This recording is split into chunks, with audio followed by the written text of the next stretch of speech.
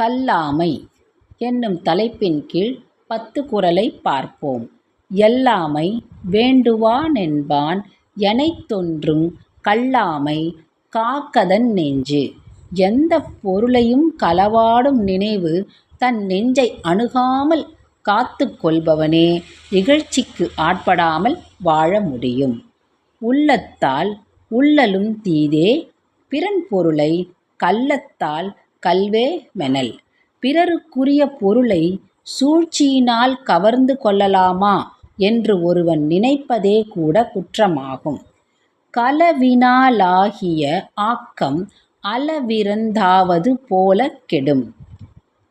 கொள்ளையடித்துப் பொருள் குவிப்பது முதலில் பெரிதாகத் தோன்றினாலும் அந்த செயல் ஏற்கனவே இருந்த செல்வத்தையும் அடித்து கொண்டு போய்விடும். களவின்கண் கன்றிய காதல் விளைவின்கண் வீயா விழுமந்தரும். களவு செய்வதில் ஒருவனுக்கு ஏற்படும் தணியாத தாகம் அதனால் உருவாகும் விளைவுகளால் தீராத துன்பத்தை உண்டாக்கும். அருள் கருதி அன்புடையராதல் பொருள் கருதி பொச்சாப்பு பார்ப்பார்கனில். மறந்திருக்கும் நேரம் பார்த்து பிறர் பொருளை களவாட எண்ணுபவரிடத்தில் அருள் கருதி அன்பாக நடக்கும் பண்பு இருக்காது.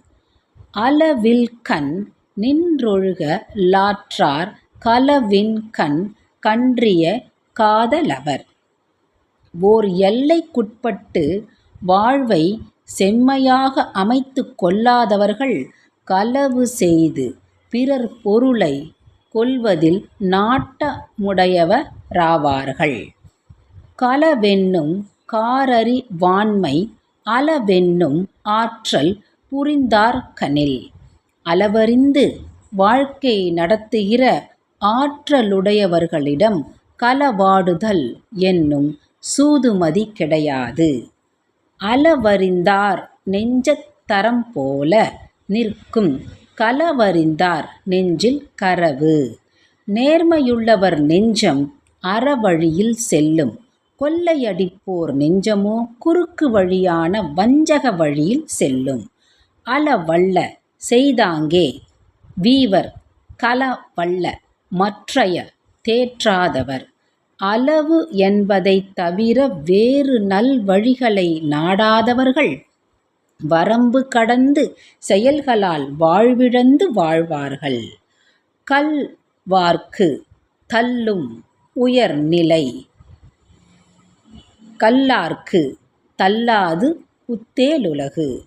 களவாடுபவர்க்கு உயிர் வாழ்வதே கூட தவறிப்போகும்.